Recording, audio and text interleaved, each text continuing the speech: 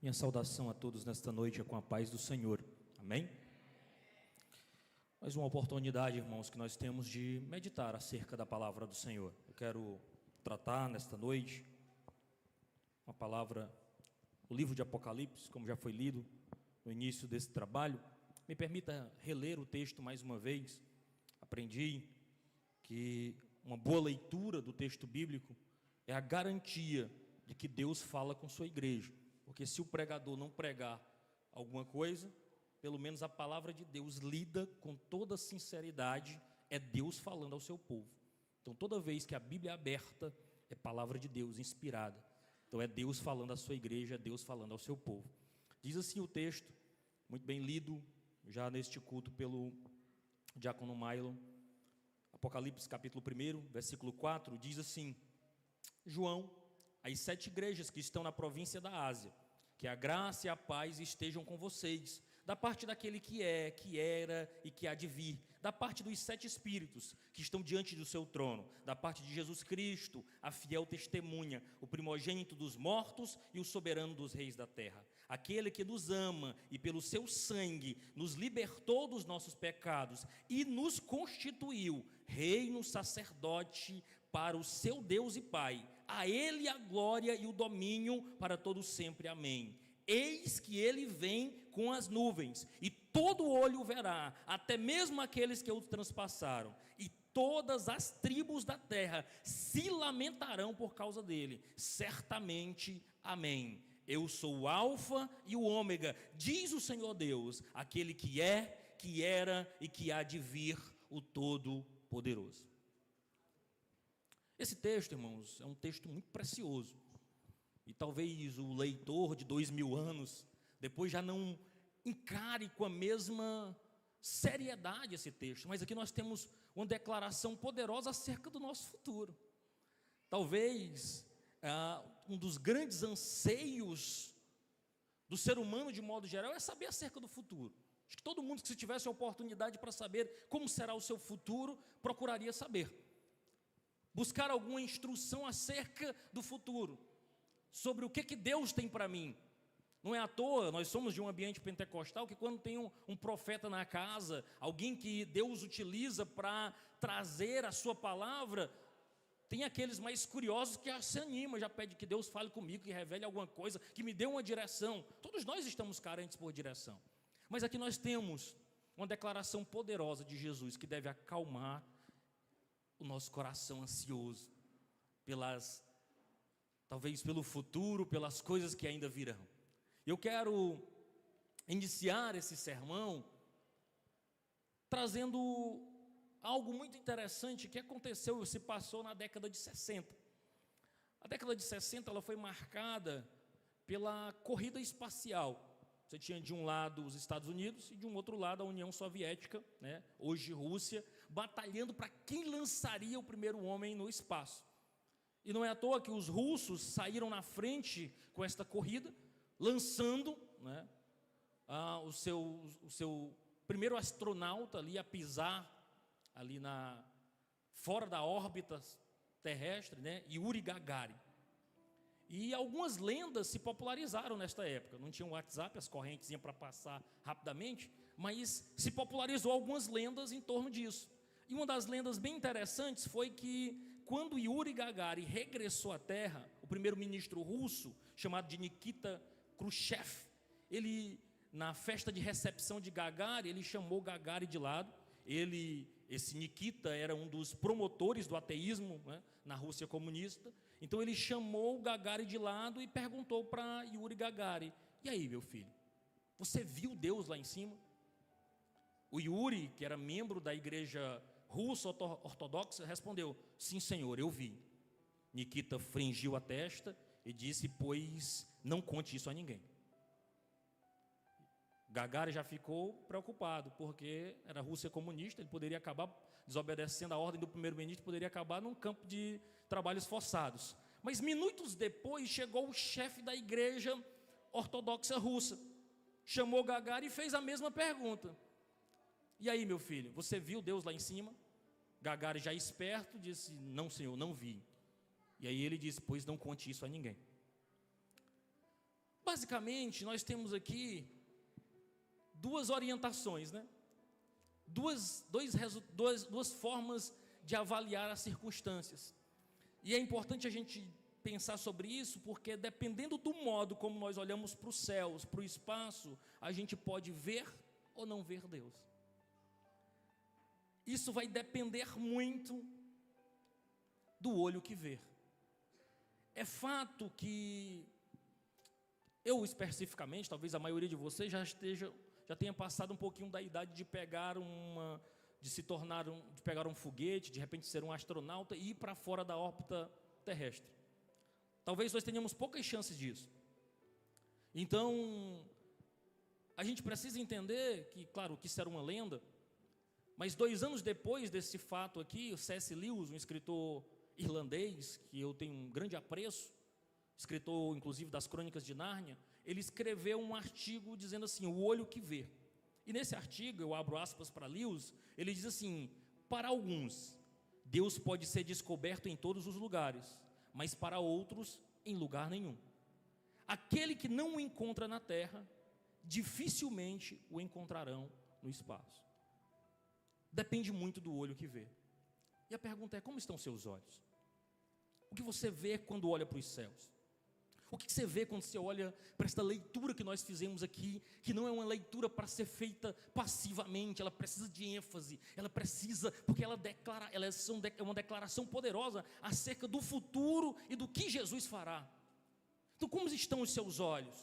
Porque aqui nós temos João trazendo um prenúncio dos céus tocando a terra. Nós temos João aqui dizendo que um dia vai chegar, esses céus e essa terra se aproximarão de um modo muito forte. Talvez eu e você, nós não iremos ao espaço. Talvez nós não tenhamos a condição do Elon Musk, que lança satélite, lança foguete ao espaço. Talvez a gente não faça um tour pela órbita celeste. Mas, de algum modo, ao abrir o livro de Apocalipse, nós temos ali uma revelação que provém diretamente dos céus tocando a terra. Nós não podemos olhar para um céu e olhar para um céu meramente material, mas é um céu espiritual, que a partir da revelação do Espírito Santo de Deus, na sua palavra, nós podemos compreender que um momento virá, que é para além desta vida, que não se resume apenas a esta existência, mas que um belo momento, Deus romperá o tecido da existência humana e virá e nos encontrará, os céus tocarão a terra. Nós já o encontramos. Nós que servimos a Deus já encontramos o nosso Senhor, revelado na palavra de Deus, revelado no livro de Apocalipse. E quando os céus e a terra se encontrarem, para nós, os crentes, para aqueles que permanecem fiel ao Senhor, mantendo o coração aquecido com viva esperança, será um momento de grande alegria. Mas para aqueles que vivem em desprezo, que têm levado a vida, no deixa a vida me levar, será um momento de tristeza e lamento. Mas o nosso Senhor virá.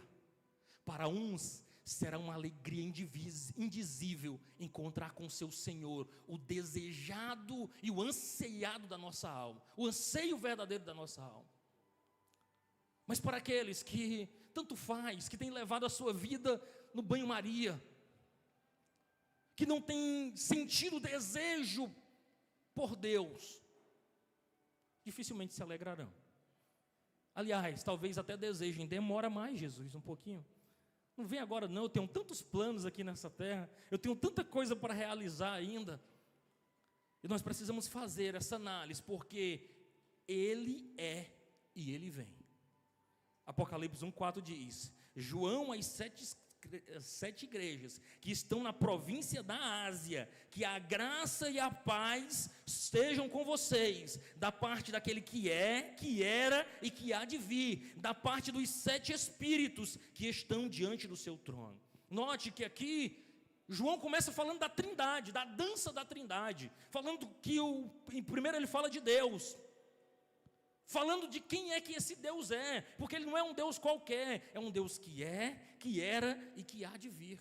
Veja, esses adjetivos são poderosos, porque nós temos aqui uma descrição. João brinca com essas palavras porque ele tem um endereço certo. Ele não colocou essas palavras porque ele estava buscando elogiar o Senhor plenamente, não, porque ele recebeu uma revelação de quem esse Deus, esse Jesus que nós servimos é.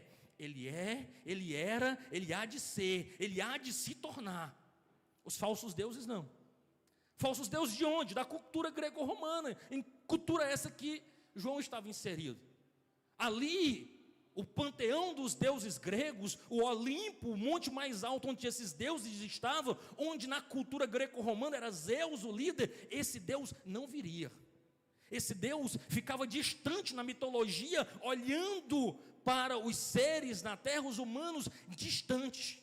Não, o nosso Deus é diferente. É um Deus que vem e que intervém. Deus vivo, um Deus de fato que viria para este plano da realidade. Agora esse Deus veio por seu Filho, andou no meio de pecadores, morreu por pecadores, comprou pecadores para si. E agora, não só isso, morreu e ressuscitou. Está à direita de Deus Pai, intercedendo por nós, e já marcou na sua agenda celestial o seu retorno para vir buscar o seu povo. Ele virá, ele vem, louvado seja o nome do Senhor. Nós, é interessante, como João brinca aqui com as palavras, porque nós somos em derivação de alguma coisa, né? Geralmente, quem é você? Você apela para a sua profissão, né? Eu sou formado nisso, eu tenho títulos disso. Ou quem sabe você apela para o seu ministério, né? Dependendo do ambiente que você estiver, alguém pergunta quem é você, né? Você precisa dar algumas informações. Raramente eu digo, eu sou Adonias. E quem é? Isso é só um nome, quem é? Não, eu sou professor, não, eu sou pastor, eu sou isso, eu sou filho de... Nós somos em derivação de alguma coisa, né? Antigamente você não falava qualquer pessoa, você diria o quê? É a Maria. Que Maria? A Maria do Antônio, né? E quem é? Não, é o Antônio da Maria, né? Sempre em derivação de alguma coisa. No interior é muito comum você apelar para familiaridade. Deus não. Deus não é em derivação de alguma coisa. Deus não precisa de um adjetivo complementar. E quem é esse? Moisés se surpreende. Eu sou. Moisés, não faz sentido, o que é isso? Ninguém se apresenta só como eu sou. Mas quem é eu sou? Eu sou o que sou. Ponto. É esse Deus que você serve. Louvado seja o nome do Senhor. Canta lá. Quando nós olhamos, irmãos, para o Antigo Testamento, nós vemos um Deus poderoso, um Deus guerreiro, um Deus forte, um Deus que controla, um Deus que age. O eu sou. Nós vemos os milagres, nós vemos Deus agindo. Mas nós, nos dias de luta, de dificuldade, de exílio, no dia que a provação chega, no dia que a perseguição vem, no dia que a praga bate a porta, no dia do momento de dificuldade, nós parecemos não acreditar nesse Deus. Nós parecemos não crer que é o mesmo Deus que é.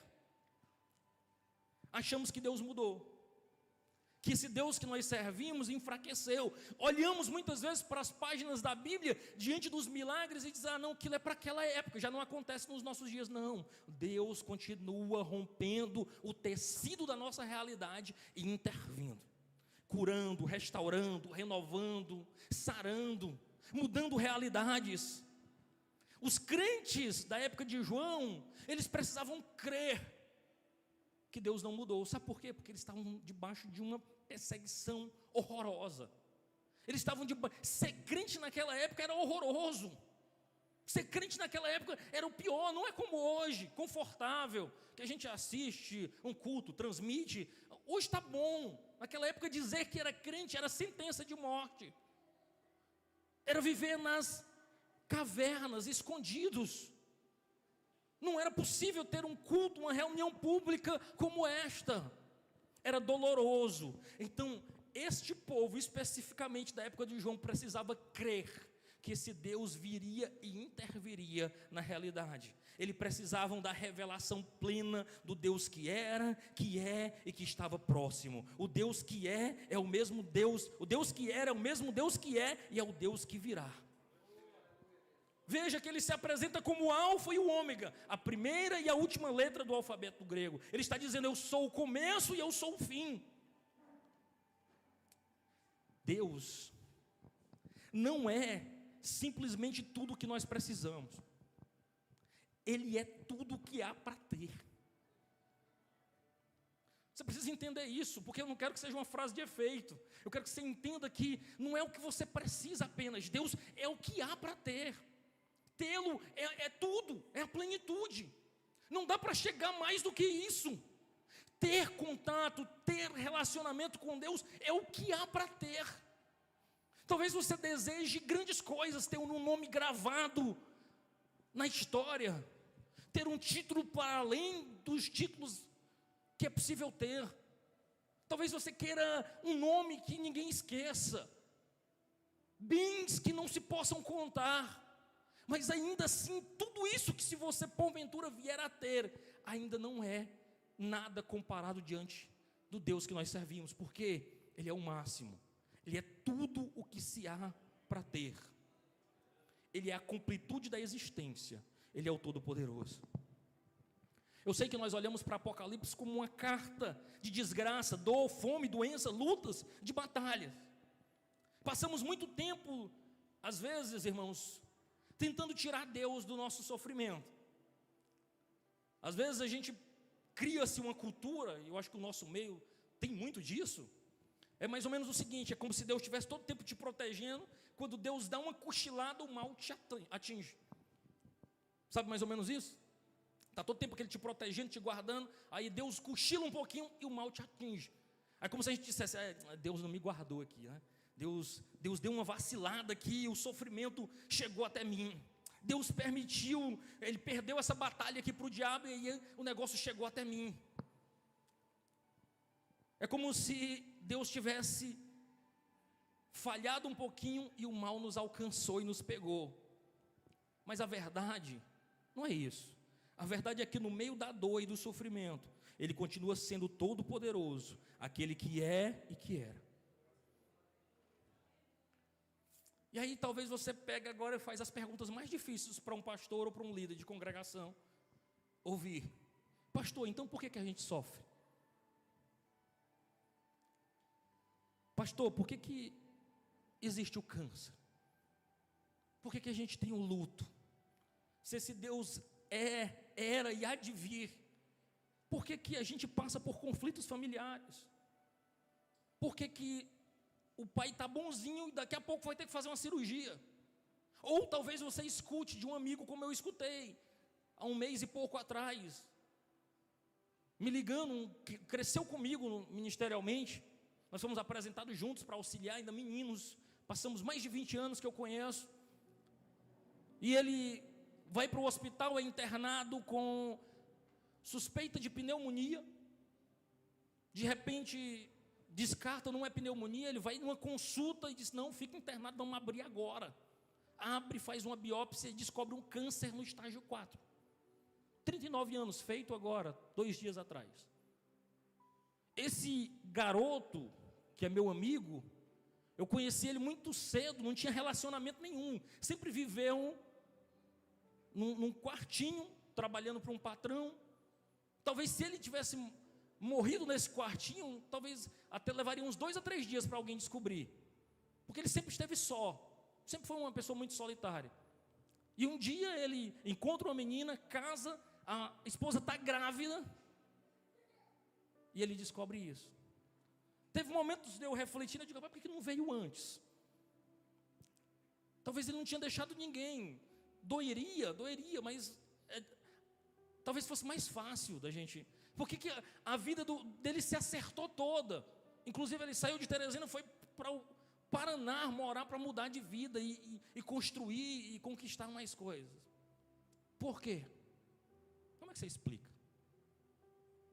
Você não explica. Sabe o que você diz? Você diz assim: um dia, porque Deus era e há de vir, isso vai passar. O mal não reinará para sempre, porque Deus era e há de vir.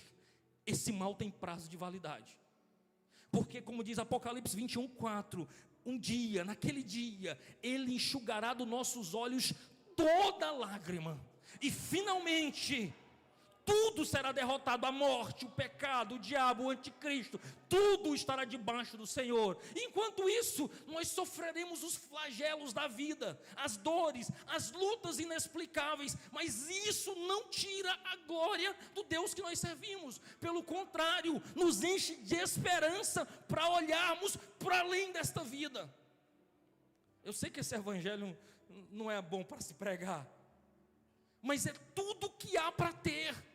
Se você tem construído sua casa, suas convicções espirituais em cima de outra coisa que não seja esta realidade do evangelho, eu lamento, mas você não tem conhecido o evangelho. E eu não gostaria de ser responsável por lhe enganar. Mas um dia, tudo aqui passará e nós estaremos para sempre com o nosso Senhor. Esse Espírito manifesto desse lado da eternidade, o Espírito de Deus, que João fala aqui, os 7 Espíritos, uma linguagem meio estranha para a gente, né? Que 7 Espíritos são esses? Não é só um Espírito, mas talvez ele faz um apanhado ali em Zacarias, não seria 7 Espíritos, mas talvez 7 aspectos do Espírito de Deus, um Espírito que está em todos os lugares, um Espírito que vê, um Espírito que intervém, um Espírito que é consolador, um Espírito que entende gemidos inexprimíveis. Sabe quando a gente não consegue orar? Que a gente só pensa, que a gente fica assim, Deus, se eu for orar, nós vamos nos desentender, porque eu estou amargurado, meu coração está difícil de eu transformar em palavras o que eu estou sentindo. Esse Consolador que está contigo diz, calma filho, calma, teu pai já entendeu, ele te entende, ele sabe das dores, das dificuldades. Esse mesmo Espírito também, ele é o penhor da nossa salvação, ele é a garantia de que nós não ficaremos aqui para sempre, mas o Espírito em nós, o Espírito de Deus em nós, é a certeza que breve o nosso Senhor cumprirá a sua palavra, de romper as nuvens, os céus e vir buscar o seu povo. Louvado seja o nome do Senhor. O Espírito vê, ele olha o sofrimento, ele vê a dor, ele vê a perseguição, ele vê a dificuldade, ele vê o luto, ele vê o desespero. Esse Espírito nos concede diariamente.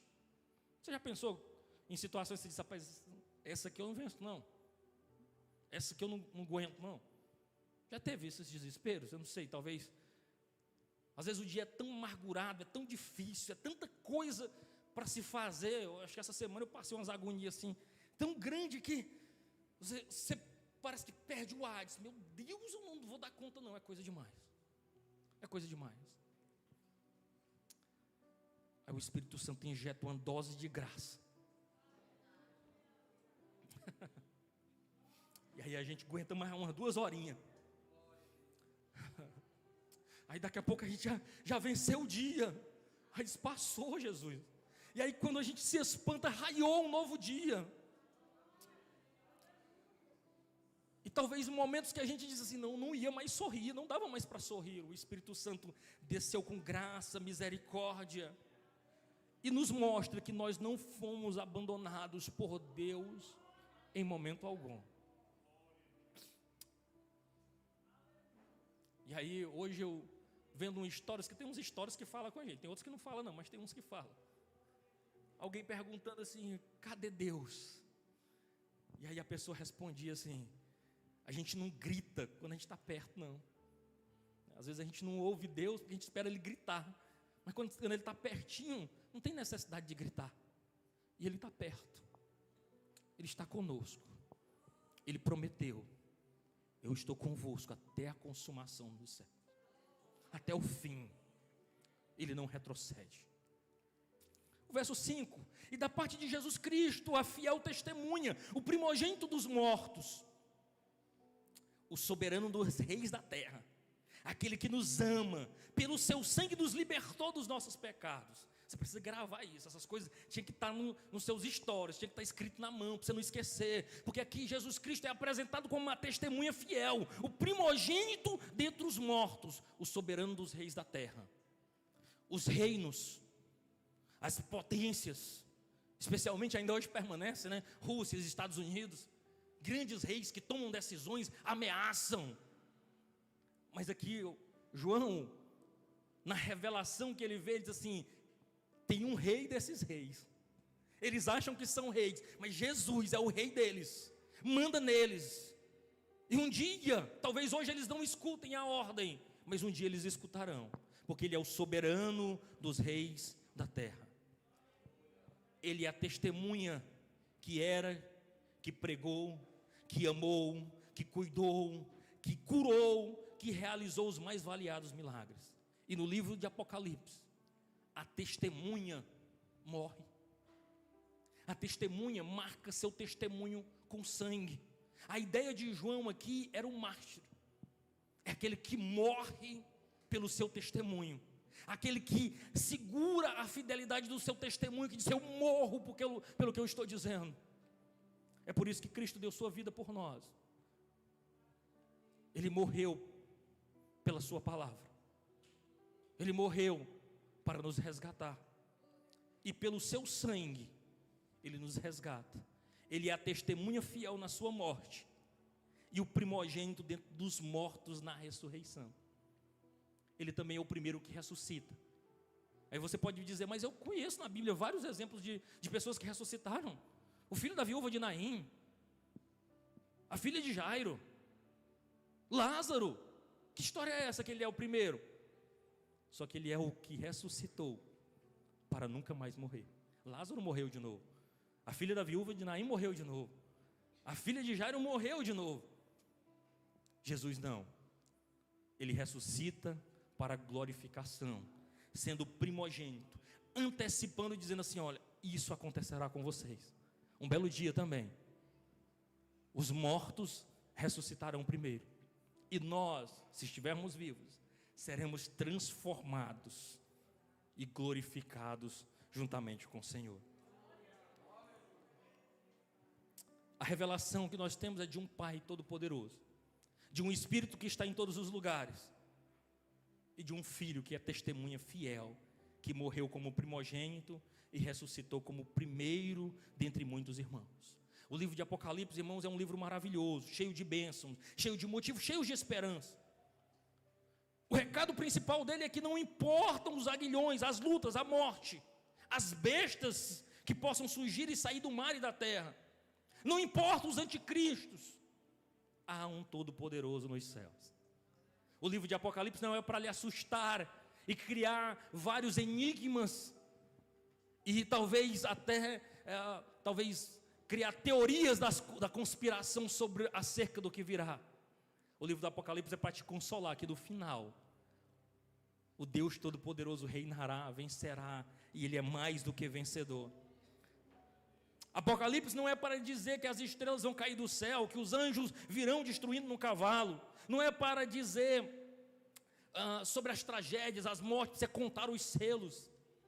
É para nos dizer que quando tudo isso acontecer, e que se isso acontecer, que vai acontecer, existe um Pai Todo-Poderoso que permanece nos céus por nós. É conseguir olhar com os olhos de santidade aquilo que o olho humano nenhum consegue ver. É olhar para além dessa realidade. Louvado seja o nome do Senhor. O verso 6 diz que nós fomos constituídos reinos e sacerdotes para Deus e Pai. A Ele a glória e o domínio para sempre. Amém. Aqui nós somos amados e libertos. Libertos como? Dos nossos pecados pelo sangue de Jesus. E não só isso. Deus nos constituiu reino e sacerdote. Quando nós olharmos para este Deus, o Senhor Todo-Poderoso nos constituiu reino e sacerdote. E talvez a gente olhe para isso e pense que quando o Senhor voltar, Ele virá com a lista terrível das nossas falhas e dos nossos pecados. Talvez você, se foi de uma época mais antiga da Assembleia de Deus, já tenha ouvido falar do famoso telão, que apareceria todos os pecados. Isso converteu tanta gente. Tanta gente se acertou com Deus, porque com medo do telão aparecer todos os seus pecados e os seus atos. Mas o bem da verdade é que, quando o nosso Senhor vier, e se nos encontrarmos fiéis a Ele, Ele não nos virá com lista de pecado, Ele virá com libertação. Finalmente nós estaremos livres do pecado. Ele não virá com uma lista terrível daquilo que nós fizemos. Ele virá com bálsamos para nos dizer: perdoado. Não vai ter telão nenhum para aqueles que estão em Cristo Jesus. Nós ouviremos, quem sabe, dele dizendo assim: aqueles que estão no meu Filho são novas criaturas, as coisas velhas já passaram, tudo se fez novo. Quem sabe nós ouviremos dele assim: dos teus pecados não me lembrarei mais. Eu já curei, eu já paguei, eu já restaurei, você é meu.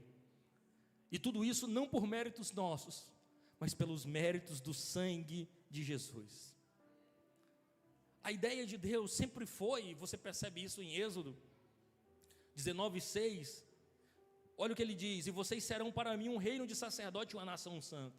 Deus, desde o início, Ele desejou um povo para celebrar o seu nome. Ele desejou a luz para as nações, um povo escolhido, que iluminaria no meio das trevas, de modo que as nações que não conheceriam o Senhor, olhariam para Ele e dizem assim: veja quem são eles, veja o Deus que eles têm, vamos nos submeter a este Deus.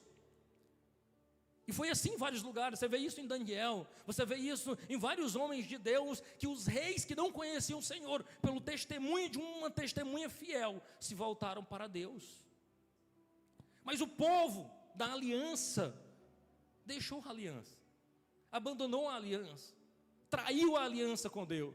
E aí Pedro 1 de Pedro 2,9 diz assim: vocês, porém, são geração eleita, sacerdócio real, nação santa, povo adquirido, povo de exclusiva propriedade de Deus, que foram chamados das virtudes, das trevas para a maravilhosa luz.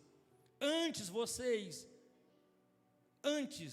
vocês nem eram povo, mas agora são povo de Deus. Antes não tinham alcançado misericórdia, mas agora alcançaram misericórdia. O que Pedro está dizendo aqui não é sobre mais uma nação, mas é o que Paulo descreve como um novo Israel de Deus. Aqui é a igreja, o povo de Deus, de todas línguas, tribos e nações. Agora Deus compra para si a sua própria nação, o seu próprio povo, e nos promete que nós reinaremos com Cristo, e que nós aqui somos embaixadores dele neste mundo. O Antigo Testamento apresentava a figura do sacerdote, que faria essa conexão entre o homem e Deus. Agora aqui, ao sacerdócio de todos os santos, Deus fala diretamente com o seu povo através da sua palavra. É o que Hebreus diz: antes ele falava por sombras, falava por profetas, agora ele fala pelo seu Filho. O seu Filho está conosco, revelando a sua palavra aos nossos corações. Hoje, não amanhã, hoje, nós que amamos e servimos o Senhor, reinamos com eles, já no tempo presente. E reinaremos, é o já e ainda não. Reinaremos, já reinamos agora, mas não plenamente. Já reinamos aqui, mas não completamente. Mas nós somos uma antecipação daquilo que Deus fará. E o que é maravilhoso aqui é que nós somos reis neste mundo. E talvez você pare e pense: mas cadê meu governo? Cadê os títulos? Cadê as honras? Cadê o tapete estendido? Não é essa a promessa de Deus. Nós somos reis e sacerdote de Deus, mesmo quando as coisas estiverem dando errado, mesmo diante da luta, da dificuldade, mesmo quando a gente não conseguir fazer uma viagem para a Europa de férias, quando não conseguirmos ir aos Estados Unidos, mesmo quando nós não tivermos a casa dos sonhos, a saúde que nós tanto desejamos, mesmo assim, ainda continuamos sendo reino e sacerdote do nosso Senhor e Salvador Jesus Cristo. Nós reinamos com Ele, espiritualmente com Cristo. O nosso reinado não é humano. Nós não nos assentamos em cadeira de ouro. Nós não estamos em altas posições humanas. Nós sofremos já muitas dores do Apocalipse. Nós já sentimos agora a rejeição dos reinos desta terra, porque o nosso reino não é para aqui e agora, é para ali e além, louvado seja o nome do Senhor. Finalmente, os últimos versos, verso 7 e 8. Eis que ele vem com as nuvens, e todo olho verá, até aqueles que o traspassaram, e as tribos da terra se lamentarão por causa dele. Certamente, amém. Eu sou o Alfa e o Ômega, diz o Senhor Deus, aquele que é, que era, que há de vir, o Todo-Poderoso. O que ele está dizendo aqui é que todo olho o verá. Dentro da nossa teologia pentecostal, carismática, nós acreditamos na segunda vinda em duas etapas. Uma para a igreja. É o que fala o Tessalonicenses, o rapto da igreja. Fomos raptados. Ao sermos raptados, estaremos com o Senhor nas bodas do Cordeiro. E aqui passará pela grande tribulação. Depois, na segunda vinda, a segunda fase da segunda vinda, é que nós apareceremos com o Senhor nos ares. E aí todo o olho o verá. Todos perceberão publicamente a vinda gloriosa do Senhor. Agora, para julgar a terra, para julgar os reinos, para julgar as situações presentes aqui nesta terra. Aqueles que permaneceram fiéis estarão com Cristo. Aqueles que o zombaram, é disso que João está falando. Aqueles que o traspassaram, aqueles que o crucificaram, aqueles que o repudiaram, aqueles que foram responsáveis pelas suas dores, que não o receberam, se lamentarão. Mateus 24 diz: todos os povos da terra se lamentarão e verão o Filho do Homem vindo sobre as nuvens do céu com poder e grande glória. É aquela mensagem, boa e velha mensagem que os nossos avós pregavam: Jesus está voltando. Esta é a mensagem do Evangelho. A mensagem do Evangelho é: Jesus virá. Nós não ficaremos aqui para sempre. Nós somos peregrinos aqui. O nosso corpo aqui se desfará. A nossa tenda aqui é provisória. Se você conquistou e construiu toda a sua estrutura de esperança no aqui e agora, eu lamento lhe dizer, você construiu e apostou na coisa errada, porque nós não pertencemos a este lugar, mas nós pertencemos ao Senhor, que breve virá. E quando Ele vier, haverá uma última trombeta soprando. E quando esta última trombeta soprar, ao estrugir da última trombeta, os mortos ressuscitarão. E Ele vai para prestar conta com os vivos e com os mortos. Eu descrevo isso e pergunto: seu coração anseia por isso? Você deseja um encontro com o Senhor? Os céus e a terra se encontrarão. Esta realidade que você conhece se desfará e será substituído por algo duradouro, profundo e real. No Antigo Testamento, onde céus e terra se encontravam, era na Arca da Aliança, no Santo dos Santos. Hoje, nós temos em Cristo este encontro entre humano e divino. Hoje em Cristo, não será apenas no espaço, mas aqui e agora, em Cristo. O humano frágil e pecador se une ao Deus Santo e poderoso. Concluo dizendo: quando você encontrar a Trindade, o Pai, o Filho e o Espírito Santo, você que permaneceu fiel, o encontrarão não como pecador, mas na posição de filho amado, enxertado nele. Quando você o encontrar, você não temerá, mas você caminhará com confiança para diante do seu Senhor. Todo o temor, todo o medo, toda a dor terão ido embora. E nós experimentaremos talvez a maior alegria talvez nunca experimentada aqui. Porque o que a palavra de Deus diz é que olho não viu, ouvido não ouviu, não desceu ao coração humano aquilo que Cristo tem preparado para aqueles que o amam. Talvez, se você calcular na maior alegria que você já teve na vida, não há de se comparar com a alegria e com a glória que há de ser manifesta quando nós encontrarmos o nosso Senhor. Não há prazer igual, não há satisfação igual. Se nós tivéssemos acesso, irmãos, a uma letra da eternidade, nossa postura diante desta vida seria outra.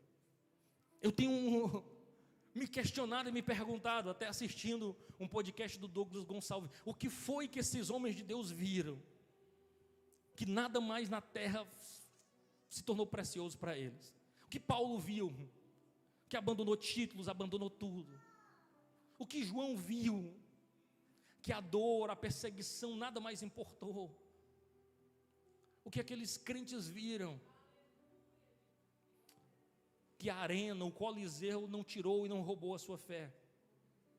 Que mesmo a ameaça das feras vindo, os fazia ficar tranquilos cantando. Esses crentes que não foram poupados, Deus não os livrou, os leões devoraram seus corpos, mas não havia temor em seus rostos, não havia temor na sua expressão, não havia covardia em seus passos, sequer fugiram, mas parados. A multidão era impactada ao ver tanta confiança. E a mensagem para a igreja dos nossos dias é: nós precisamos renovar esta confiança no nosso Senhor. Nós precisamos renovar, desejar com toda a nossa alma esse encontro com o nosso Senhor. E se você ainda não é dos amados, se você ainda não é dos salvos, lamente e corra para acertar sua vida com Deus. Porque naquele dia, aqueles que estão em Cristo se alegrarão, mas aqueles que estão sem Cristo se lamentarão. E não há nada que nós possamos fazer. Se há algo para fazer, é agora. Se há algo para declarar, é agora. Ele é um Deus gracioso, que nos dá força e graça para enfrentar os nossos desafios com fé, com capacidade para olhar o nosso pecado, fugir dele, correr para os braços do Senhor com fé e arrependimento. Mas um dia será tarde demais. Um dia, o Senhor, que hoje é advogado, será juiz. E um dia, aqueles que não se acertaram com Deus se lamentarão. E talvez dirão o que o Valdinar disse hoje aqui: estou sendo condenado, não pelo pecado que cometi, mas pelo perdão que rejeitei. Eu tive oportunidades e não quis me relacionar com o meu Senhor. Ele vem. É aquele que é, que era e que há de vir, virá. E finalmente, definitivamente, os céus tocarão a terra e nada será igual. O tecido desta realidade se desfará e nós viveremos para Ele eternamente, para o desejado da nossa alma. Que Deus em Cristo nos abençoe. Amém.